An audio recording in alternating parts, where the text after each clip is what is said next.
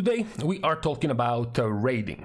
But no, we're not talking about the meta, the DPS rankings right now, how things have changed after the balance tuning and whatnot. We're actually talking about the entire activity, raiding itself. We're going through trying to see what you should do if you're trying to look for a guild, how these things play out when you try to apply to a guild, and what the recruiters are looking for when trying to recruit trials for their guild. Depending on your level, whether you are a non-raider who wants to get into Mythic Raiding, a heroic raider who wants to jump into Mythic, or even if you are a low level, no cutting edge early bosses Mythic Raider who wants to find a cutting edge guild, if you're a late cutting edge guild like rank 1,500 who wants to get into better guilds, or even the ones who want to try to get close to, for example, Hall of Fame level of guilds. As this is the biggest, the biggest activity right next to Mythic Plus when it comes to endgame PvE activities, it often has quite a few questions from players interested in this activity. Questions like,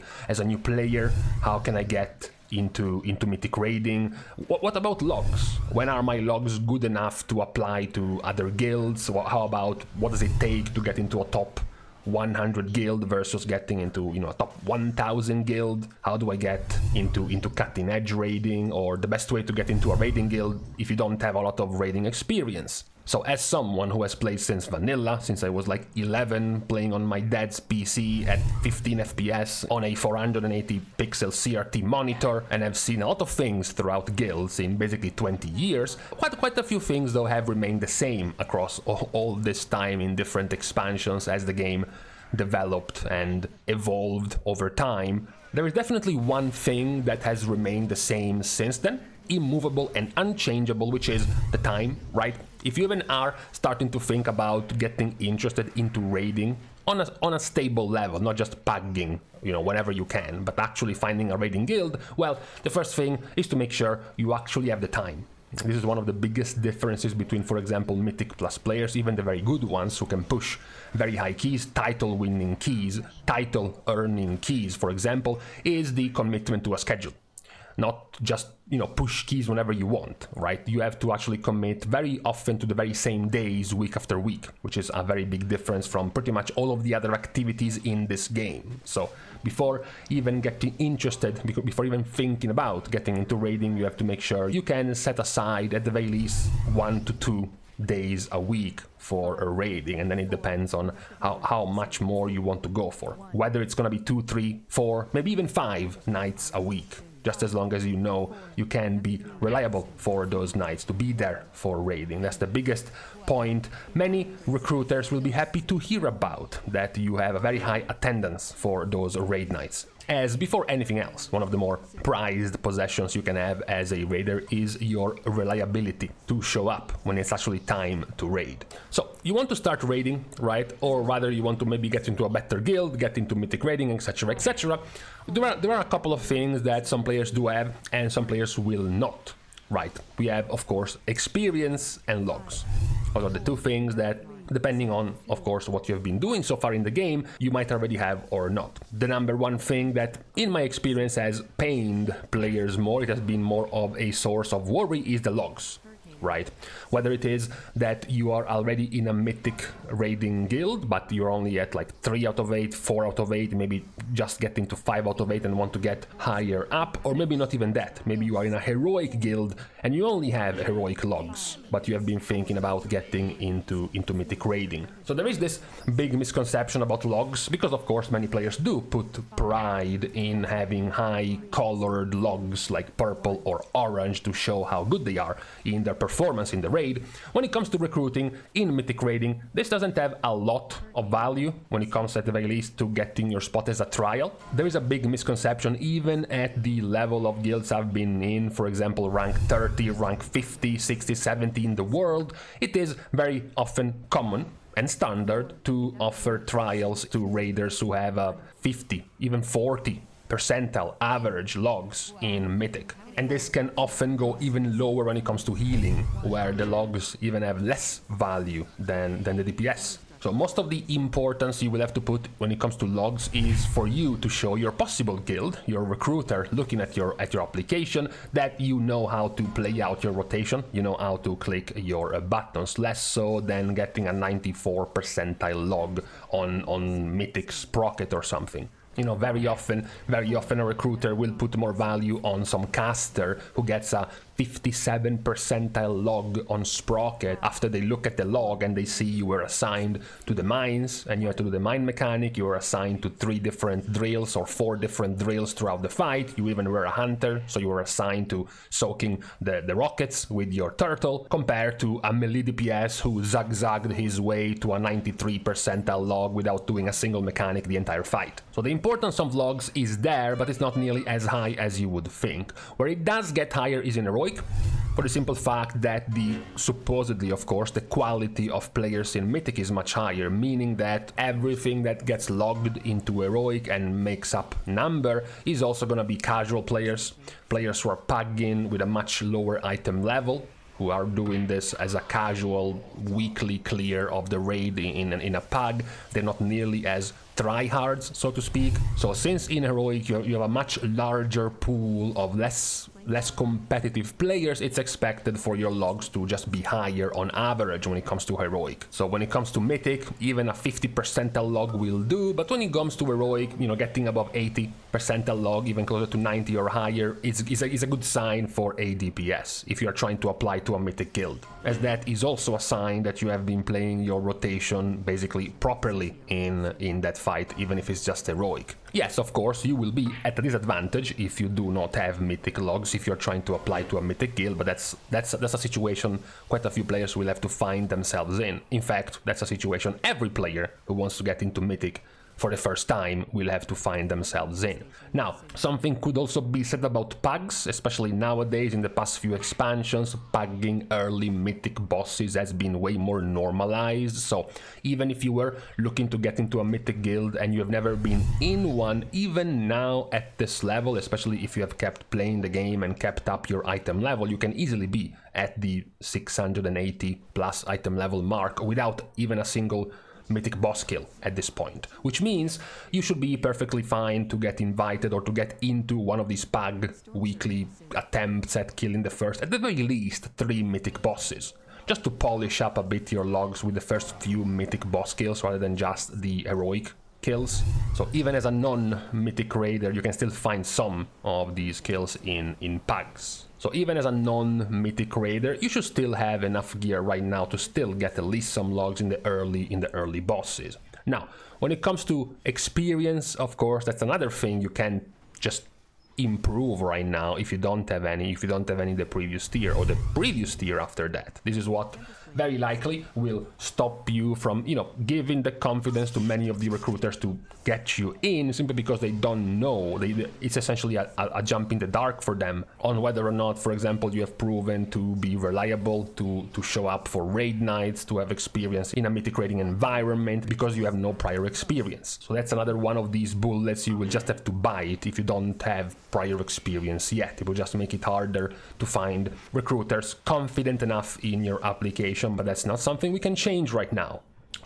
So there is really nothing to be done about this. We just have to live with this fact. So really what is up to you at this point, if you don't have any experience, is to polish up your logs in Heroic and try to get some early Mythic boss kills as well, and then go for the application. Now, the other thing, of course, you might have seen this yourself if you have already been in a guild, is they try to put a bit more excitement, a bit more enthusiasm in your application, rather than these one-word answers of some applications that you really just communicate the point that the player isn't really putting that much effort into the application, right? Nobody is asking for your autobiography in an application, your life story or anything, but something a bit more than a couple of words, something a bit more that paints your character through the application as an enthusiastic player that wants to get into raiding or wants to get into a better guild, better progress, etc., etc., just to basically inspire the one reading the application, that you could be a good fit for the guild. Then depending on your level, this is where we start spreading a bit, depending on if you're looking at a first time Mythic Guild, or if you're trying to get from rank 2000 to rank 1000, or from rank 1000 to rank 200. There are other things that can be useful, for example, having multiple characters, right? Showing that you're not just having some experience in raiding on one character, but you have it on 2, or you even have it on 3, right? Even if, as we were talking, if it was just heroic, right? Heroic clears. Sure, but if you have, a decent average on a Windwalker Monk, on heroic, and then on a Fury Warrior, and then on a Havoc Demon Hunter, it better paints the picture for your recruiters that you can be a versatile player, right? Because applying, of course, for more specs can give you more options to be recruited. For example, in my first guild that carried over from Dragonflight to this expansion, I was applying as a priest, because I was playing priest back in Aberrus. But then, getting into the War Within, we moved over to Shaman. Why? Because I also already had a Shaman alt and I was already playing Shaman. And then in the new guild, after moving from Shaman back to Priest, my Monk was my alt that I was also playing. And even though I applied as a Priest, Monk was the one that was chosen to play. If I only applied as a Priest, that guild would not have had basically space for any more Priest players. So also being flexible, also showing that you can be flexible in what you play, can also help you find essentially more guild that can take you in. And this would be a quite important part to work on, because as we said, there are a few things you simply can't work on yourself. As we said, you can't do anything about the experience you don't have, you can't do anything about the mythic boss skills you don't have, because you don't have a guild yet. So the few things you can work with are your logs in, at the very least, heroic. If you are in a mythic guild clearing mythic, then your logs in mythic as well. And then the other thing you can work on is playing other characters and showing that you can play at a similar level of your current main on other characters as well. Because maybe right now you could find about 8 different guilds that are looking for a warlock right now that you think are at your level, or at the level you can apply to. But maybe if you were playing warlock and mage and balanced druid, you could have 40 guilds to apply to instead of 8. So a display of multi-classing prowess whenever you try to apply to a new guild is also a very welcome one. And of course it will become more and more important down to being actually required the lower you go. I'm not sure right now because I haven't been there in quite a few years, but probably even as early as World 4 to 500 guilds will already start expecting to run at least one split during the first weeks of the season, so expecting you to run a second character alongside your main. So practically already by that level you will be expected to run and play a second character anyways, and then the lower you go, the more important it gets. Now this is something particularly for players who have not been in a Mythic Raiding Guild yet, or not being in a decent enough rank of a Mythic Raiding Guild, somewhere like 500 and below already, is whenever you actually do get invited finally to a Mythic Raiding Guild, essentially the social aspect. Many guilds, many recruiters, many officers for guilds will point out how very often they will gauge the value of their applicants, the value of their trials in something like a 50-50, maybe 60-40 or even 70-30 between your skills, your in-game performance, and then the social aspect of you being in the guild. Now, not to intimidate some players, not to say that you need to be social, as in you need to be the extrovert who talks non-stop and is the clown of the guild on Discord, etc, etc, because every guild has one of those, one or two of those, right? And a lot of players would agree that those guys are fun to be around, they keep up the morale, they cheer up the guild after every wipe and whatnot, right? However, imagine if instead of having one or two of those on your Discord while you're raiding, you have all 20 members of the guild being like that. You would want to gouge your ears out after 5 wipes, pretty much. One of the things that the officers will value more whenever you are in a guild finally is the ability to communicate.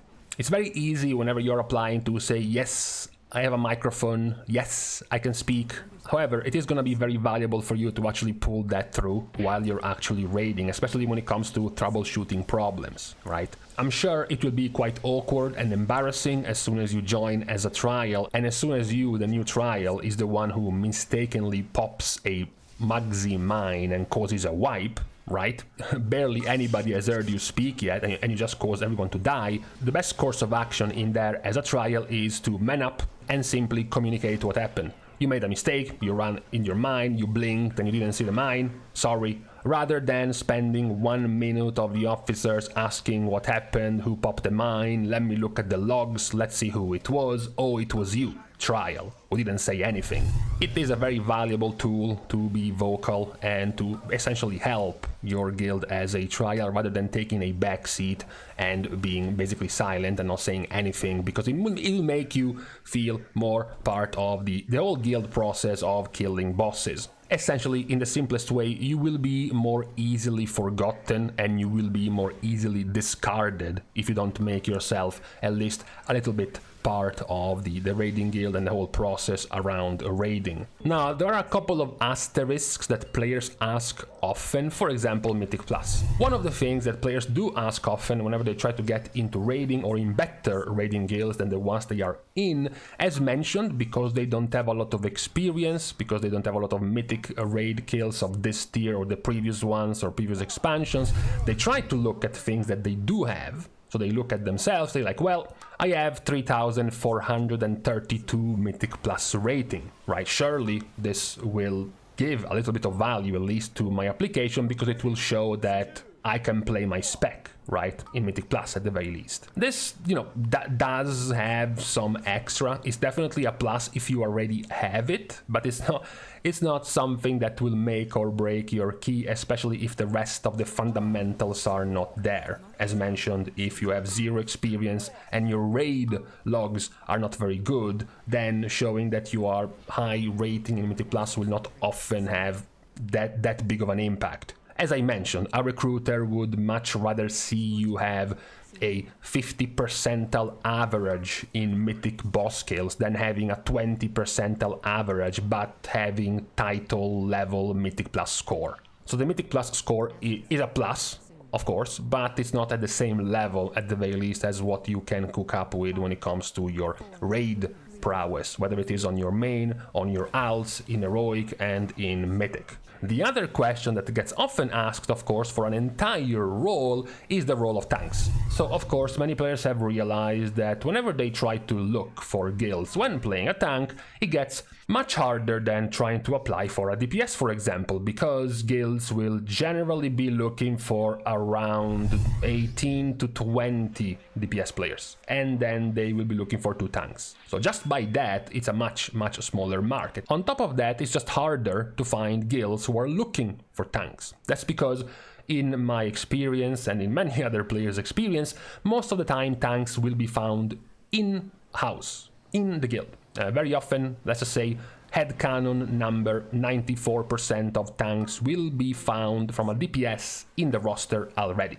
The other few percentages of remaining guilds looking for a tank are going to be guilds who have already found a DPS going for a tank, but that's a temporary thing. So the player will be, sure, I can go tank temporarily, but in the meantime find ourselves a stable tank so I can go back to DPS. But in your case, for many of your cases, it will be impossible to find a guild that way if you don't have experience. If you are starting from the assumption that you have no experience, no current experience, for example, in Mythic Raiding, especially as a tank, no actual good guild will invite you to be their main tank. That's why the best course of action, even for tanks, is to actually apply as a DPS. You apply as a DPS, you prove yourself valuable as a raid member as a DPS, and then you can start putting forward the request to go tank. So after they have already tested you and valued you as a DPS in the guild, you will have an easier time to switch over to tank, rather than stay in tank and trying to apply to that guild as a tank with no experience. That is an unfortunate workaround that tank players have to go through when they want to apply for a guild.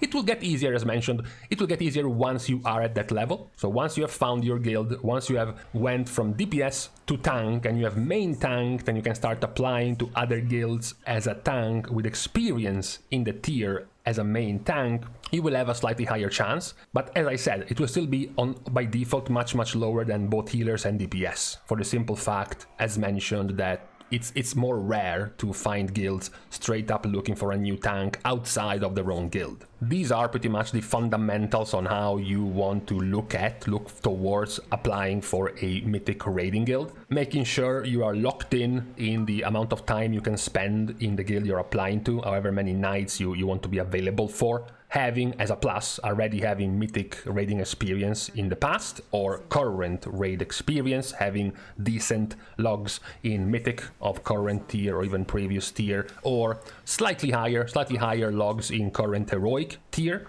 showing multi-class experience on multiple characters to show you're not just applying, or you're not just able to play one spec, for example, but you can play multiples. Being able to speak up, take responsibility for your mistakes, or even offer yourself for mechanics, for example, in the raid, to show yourself you're not just a cannon fodder minion for the guild, but you can be more useful and dependable, which is one of the favorite features an officer or a raid leader will be looking for in its raiders, being a dependable one, with the caveat of tanks having a slightly harder time of finding guild if they are straight up applying for a tank first, as well as the extra benefit of having also good rating and good progression in Mythic Plus, even though it's not alone by itself, it won't be enough for you to get freebie spots in a raiding guild. And then after this, everything will just go down in levels. Once you have gotten in a rank 1000 guild that raids 2 nights a week, after that, if you're already starting to look for a higher guild, then you have to start taking the necessary steps, like, okay, I want to move from 2 nights to 3 nights. I want to move from a guild that only plays with 1 character to a guild that does splits with 1 more character. So if I want to apply from World 1000 to World 400, that's what I have to look forward to. Have an extra raid night available in my schedule, have an extra character I can play, start prepping that character, raiding on that character to show I can play on that, to apply to a better guild, and everything will go down like that, and increasing in pretty much the demands of the guild the lower you go in ranking. You will have to add more characters, more raid nights, more preparation for the raids required the lower you go. But as a starter, these are some pretty good and solid pointers to take forward to for your guild hunting process as a player trying to get into Mythic Raiding for the first time, or trying to get into Mythic Raiding at a higher level than where you're at right now. So hoping that at least a few of these have been useful to some of you who were quite oblivious on the whole process, or were missing a few of these steps, and you will now be sure to correct a few of these things you think you are lacking right now. For the moment, we can now call it quits for today. We are starting the goodbyes by thanking everyone for having watched the video, together with, of course, everyone else who has been supporting completely for free by liking and commenting down below, as well as subscribing to the channel itself. Now, with these things out of the way, thank you guys again for watching. See you guys tomorrow, and in the meantime, okay, we are not even making this up anymore. It's about 33 degrees right now, and we are 10 days away from the official start of summer. This is not ideal.